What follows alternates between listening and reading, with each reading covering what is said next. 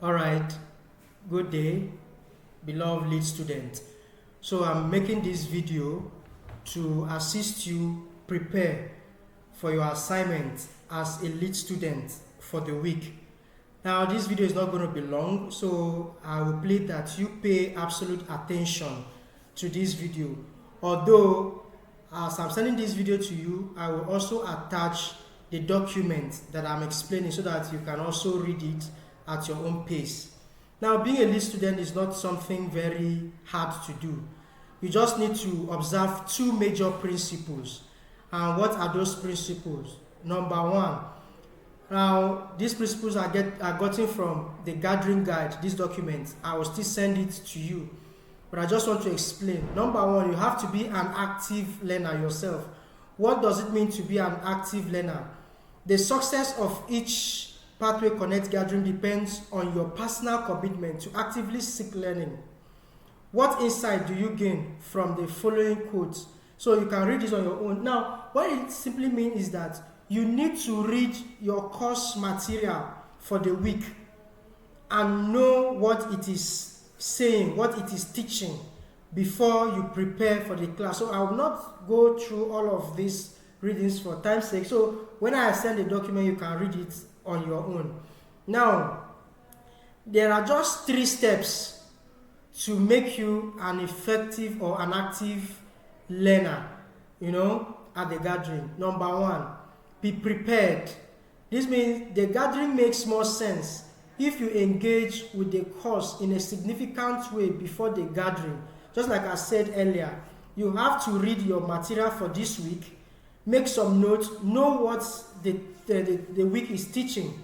That will help you to be prepared even as a lead student. So first of all, you become active in that week's learning material. Now, number 2, make connections. What you learn at the gathering will be more meaningful to you if you connect it to your own life experience, other knowledge you've previously gained, and the world around you. So whatever you're doing in the gathering should not just end there. So you have to match them to all of these 3 things. Now the third thing is communicate. Whether you write it, say it to a small group, or share it with the group, with the whole group, you will have better learning experience if you communicate what you are thinking. So when reading, whatever comes to your mind, you don't just think it, keep thinking. Say it, share it with somebody. As you share it, it will make a whole lot of sense to you. So that's one part you need to be conversant with to be an active learner. You engage with the course material, you connect the materials with the scenarios around you and your life, and you communicate it to people, whether outside the group or during the gathering as a whole group. You share what your thoughts are on those materials. Now, secondly, be an active lead student. Please, as a lead student, I tell people every day, you are not a lecturer, you are not a teacher, you are not even an instructor. This means lead. This name lead means to organize, so that there will be orderliness in the discussion, in the gathering. So your job is not to teach, or not to lecture, or not to instruct. Your job as a lead student is to lead. And I will read this. In the gathering, the lead student is to model and facilitate the role of an active learner. The role of an active learner is what you come to model or facilitate. He or she should dress professionally. Don't just dress like you are going to the market or you are going to farm. You have to dress professionally, look good. First impression matters. You are addressed as you dress, so they say. So dress professionally. The lead student is not a teacher, I said it before, or who lectures or teaches a lesson.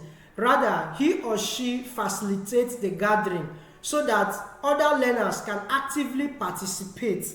As such, the lead student is simply one of the learners who has been chosen to move the group through the provided gathering agenda.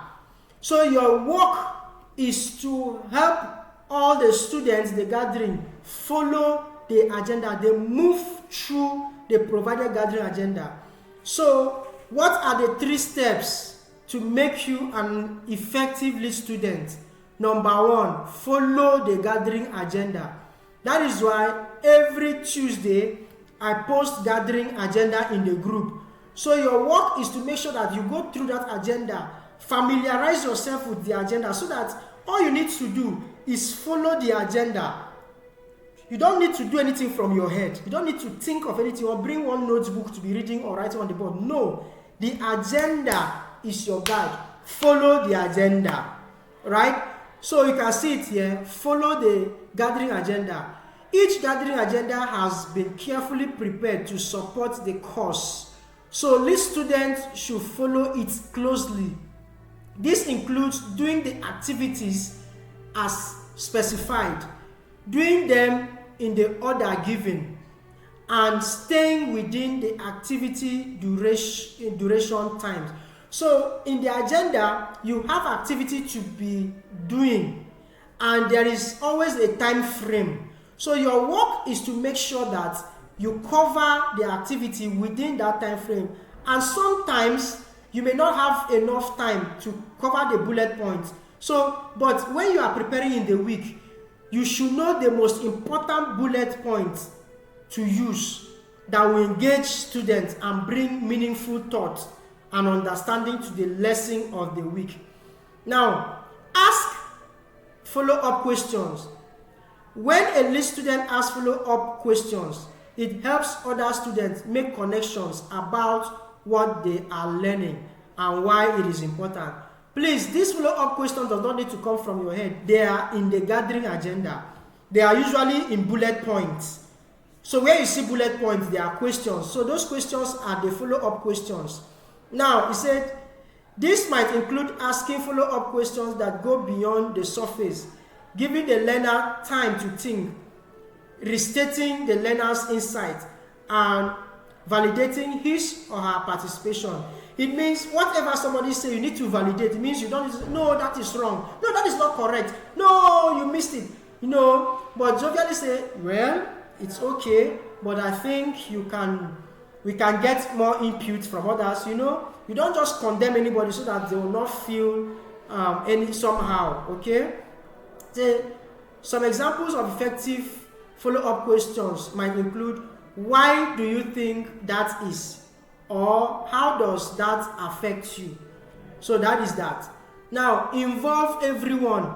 Please, as a lead student who will be active, please, you need to involve everyone. Now, you saw how I was doing it in the class.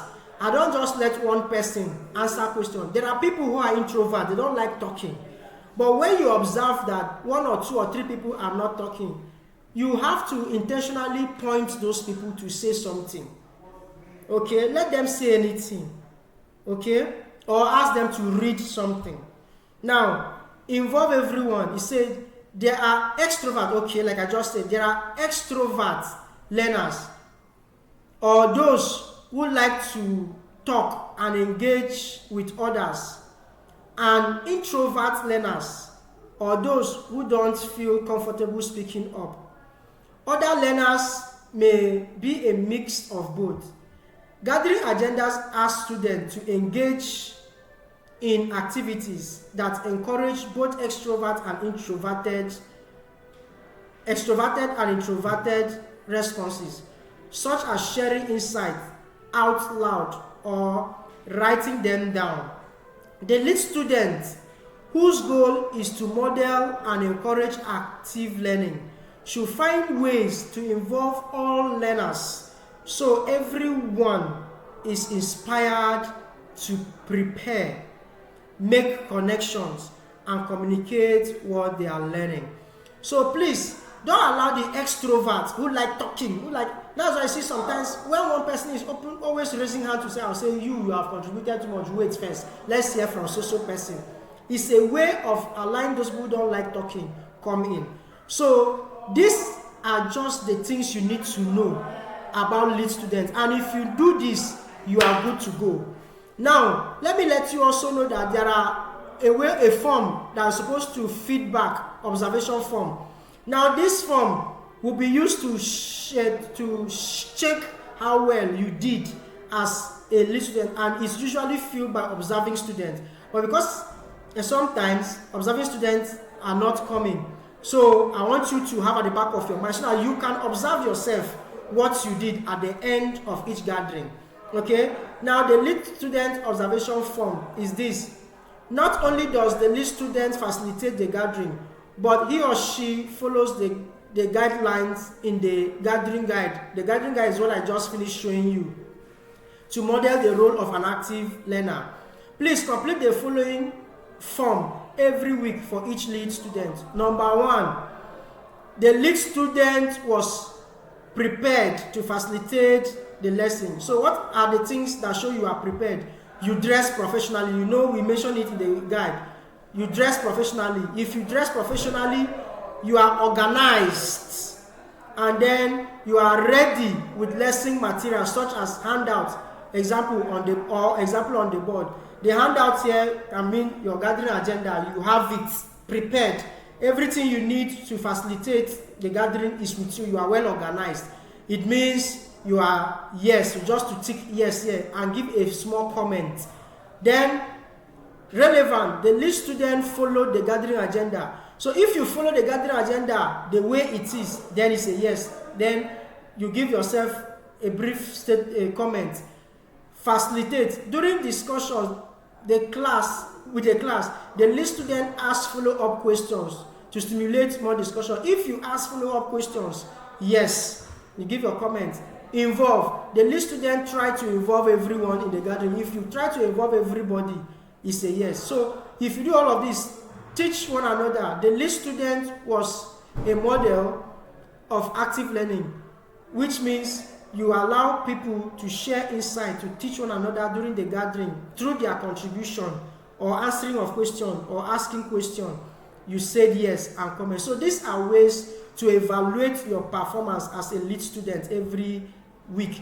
Now, when this evaluation is done, it's for you to use it to check the areas you did well, so that you keep on doing well in that area. And the area you did not do well, you know that you have to work on yourself in this area. The essence of all of this is not to mark you A, B, or C. It is to improve your presentation skills so that outside class, outside BYU, anywhere you find yourself to make a presentation, you will do it excellently well. And people will ask, where is this person from?